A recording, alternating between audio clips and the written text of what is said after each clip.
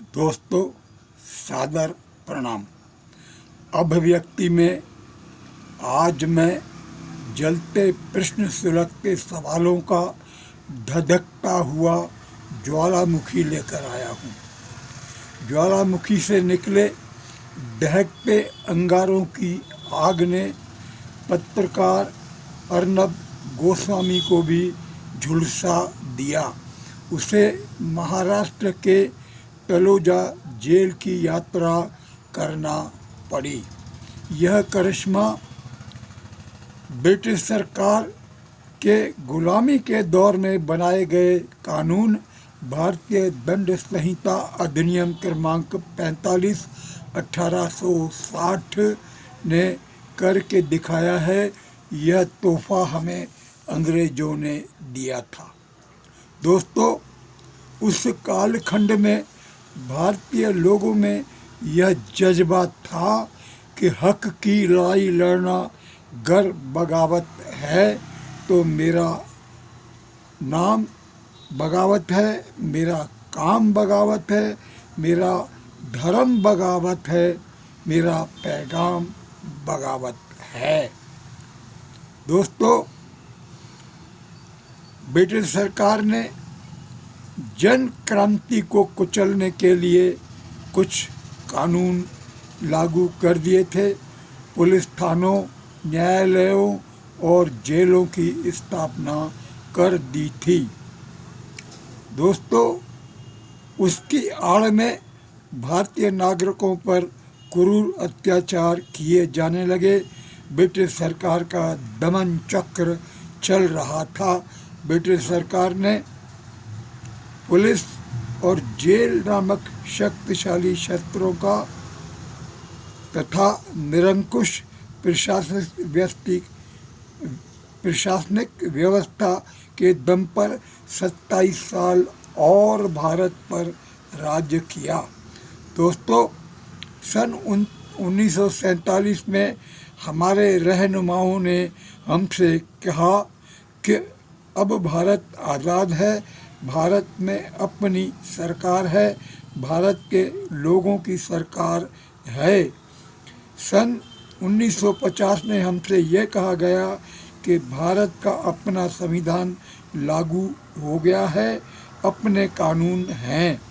British सरकार का दमन चक्र पूरी तरह खत्म हो गया है। ब्रिटिश सरकार का कफन दफन हो चुका है। दोस्तों, हमने रहनुमाओं की इन बातों पर विश्वास किया। सन 1952 में मतदान की प्रथा शुरू हो गई। हम मतदाता हो गए। दोस्तों, भारत में सनातन काल में निष्पक्ष एवं पारदर्शी न्याय की जड़ें बहुत गहरी थी। राजाओं महाराजाओं के शासनकाल में राजा खुद भेष बदलकर जन जन की समस्याओं का पता लगाता था, शीघ्र समाधान भी देता था। पंचतंत्रों में ऐसा कहीं नहीं कहा गया है कि शासक पर अथवा किसी और पर विश्वास मत करो। दोस्तों, हमने विश्वास किया, हमें बदले में विश्वासघात मिला, धोखा, झूठ, फरेब मिला, छल कपट मिला, देश की हत्या हो गई और कह दिया गया आज़ादी। हम दानवीर हो गए, मतदान करने लगे।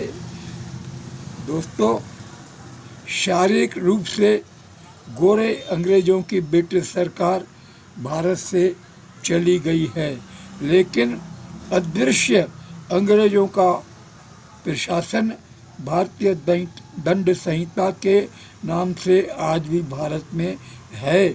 वही सिस्टम है, वही पुलिस है, वही न्यायालय है और वही जेल है। अंग्रेजों की वही काली करतूतें आज भी चल रही हैं। दोस्तों, इस सिस्टम को कहा जाता है कि ये व्यवस्था है। कुर्सियों पर बैठने वाले लोगों के चेहरे बदल गए हैं, लेकिन सिस्टम पहले से अधिक क्रूर है। बात बात पर प्रजा पर आर्थिक जुर्माने लगाता है, कहर बरपाता है। हम यह भी आज झेल रहे हैं। दोस्तों, अब भारत में अपराध का ग्राफ बहुत बढ़ गया है। हर क्षेत्र में माफिया सक्रिय हैं, सफ़ेद पोश डकैत सक्रिय हैं, गैंगस्टर और शूटर सक्रिय हैं, बेखौफ घूम रहे हैं, धड़ाधड़ अपराध हो रहे हैं।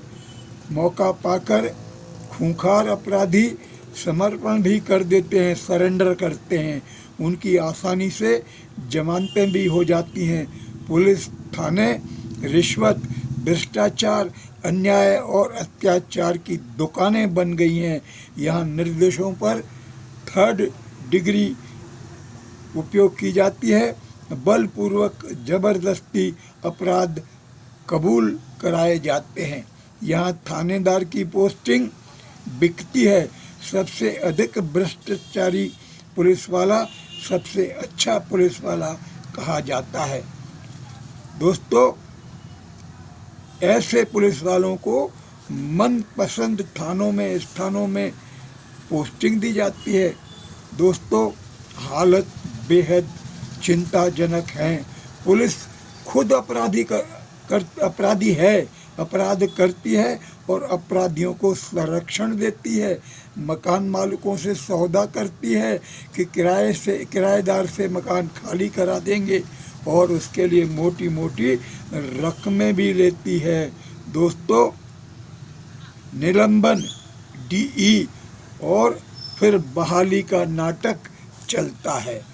दोस्तों, भारत में न्यायतंत्र एक प्रकार का खंडर हो गया है। सिस्टम सड़ा गला है, जर्जर ढांचा हो गया है।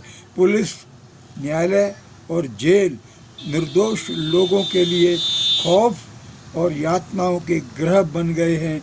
अपराधियों के लिए ऐशगाह बन गए हैं। जेलों के अंदर बहुत क्रूर अत्याचार होते हैं। जेलों के अंदर की बातें बाहर नहीं आ पाती। जेलों में अनेक कुंवारियाँ मां बन जाती हैं, एबॉर्शन होते हैं जेलों में, और बहुत कुछ क्रूर अत्याचार भारत की जेलों में आजकल हो रहे हैं। दोस्तों, अब समीक्षा करने का दौर आ गया है। विश्लेषण करना चाहिए। भारत में गुलामी के दौर में थोपे गए अंग्रेजों ने थोपे हुए कानून आज भी सिस्टम के रूप में हमारे बीच में क्यों लागू हैं? दोस्तों, जो कानून ब्रिटेन सरकार ने भारत पर थोपे, क्या वो कानून ब्रिटेन में लागू हैं? लोग कहते हैं नहीं हैं। पुलिस वहाँ की प्रजा को आदर सम्मान देती है। वहाँ पुलिस प्रजा की सेवक है और मददगार है। पुलिस जनता से कहती है, पुलिस से डरिए मत, पुलिस को अपनी समस्या बताइए, पुलिस आपकी समस्याओं का समाधान करती है। दोस्तों, ब्रिटेन में निरपराध लोगों को झूठे प्रकरणों में नहीं फंसाया जाता। थानों में थर्ड डिग्री का उपयोग नहीं किया जाता। दोस्तों, ब्रिटेन में अपराधी पुलिस से खौफ खाते हैं। अगर कोई गंभीर अपराध घटित होता है तो उसकी पूरी जिम्मेदारी सुपरिटेंडेंट पुलिस पर डाली जाती है कि अपराध हुआ क्यों, पुलिस क्या कर रही थी। पुलिस सुपरिटेंडेंट पर सख्त कार्रवाई भी होती है। दोस्तों, ब्रिटेन में न्यायिक पुलिस भी है। अपराध घटित होने पर न्यायिक पुलिस दोनों पक्षों के साक्ष्य एकत्रित करती है, अपराध घटित होने के कारणों का भी पता लगाती है। जघन्य अपराध होने पर विवेचना का कार्य दोनों पुलिस करती है, ऑर्डिनरी पुलिस और न्यायिक पुलिस। निष्पक्ष विवेचना करना पुलिस का प्रथम कर्तव्य माना जाता है। अधिकांश मामलों में पुलिस की विवेचना पर न्यायिक पुलिस विश्वास नहीं करती, इसीलिए न्यायिक पुलिस सुपरिटेंडेंट की सेवाएं विवेचना कार्य में ली जाती हैं। ब्रिटेन में यदि एफआईआर दर्ज हो गई तो एफआईआर रद्द करने का भी प्रावधान है। काउंटर केस दर्ज नहीं किए जाते। दोस्तों, ब्रिटेन में न्यायालय में किसी भी प्रकरण की ट्रायल कोर्ट में सुनवाई के दौरान दोनों पक्षों को निष्पक्ष और पारदर्शी न्याय मिलना चाहिए, इसकी पूरी व्यवस्था की जाती है। प्रकरण में दोनों पक्षों को सरकार के द्वारा वकील उपलब्ध कराए जाते हैं। वकीलों की फीस, अन्य सभी खर्चे ब्रिटेन सिस्टम वहन करता है। वहाँ मनुष्य का जीवन बहुत कीमती माना गया है, जबकि भारत में मनुष्य के जीवन को कुछ नहीं माना जाता। यहाँ पर अच्छे, ईमानदार, सच्चे लोगों पर जुर्माना जुर्माना जुर्माना, हर बात के लिए सिस्टम जुर्माना लगाता है, व्यवस्था नहीं करता, अपनी नाकामी छुपाता है। दोस्तों, इतिहास गवाह है, भारत में राजाओं के राज्यकाल में लोगों को सही और सच्चा निष्पक्ष न्याय मिलता था। न्याय पारदर्शी होता था। भारत के न्याय की दुनिया में उदाहरण दिए जाते थे। अब ये बातें घर का जोगी जोगिया, आन गाँव का सिद्ध जैसी हो गई हैं, इतिहास बनकर रह गई हैं। दोस्तों, न्याय के मामले में देश आमूल चूल परिवर्तन चाहता है। जो ब्रिटिश का सिस्टम है उसको जड़ से ख़त्म करने की मांगे उठ रही है। दोस्तों, सनातन राजाओं के राज्यकाल वाला निष्पक्ष न्याय भारत चाहता है। ब्रिटिश सरकार के जो कानून हैं, जो सिस्टम है, आज भी भारत में है, उसे ख़त्म करना ही चाहिए। भारत चाहता है कि इसे जल्द किया जाए। जब कश्मीर से 370 और 35A ख़त्म हो गई, अब तो PA को भी हमारा होना है, वो हमारा है। पाकिस्तान द्वारा अतिक्रमण किया गया कश्मीर, वो हमें वापस मिलेगा। सेना के जवान उसे प्राप्त करेंगे। ऐसी हालात को देखकर पूरा भारत एक विशाल भारत होगा। तब तो संविधान और सिस्टम, व्यवस्था, कानून बदलना ही पड़ेंगे। बदलने की तैयारी सरकार को अभी से करना चाहिए। अभी से मैं पूछना चाहता हूँ, अर्नब गोस्वामी जी, आपके पास कोई सुझाव, कोई एक्शन प्लान है? आप सरकार को बताइए और कानूनों में, सिस्टम में, व्यवस्था में परिवर्तन कराने के लिए आवाज़ उठाइए। पूछता है भारत पे बुलंदी से आवाज़ उठना चाहिए। इन्हीं शब्दों के साथ भारत माता की जय।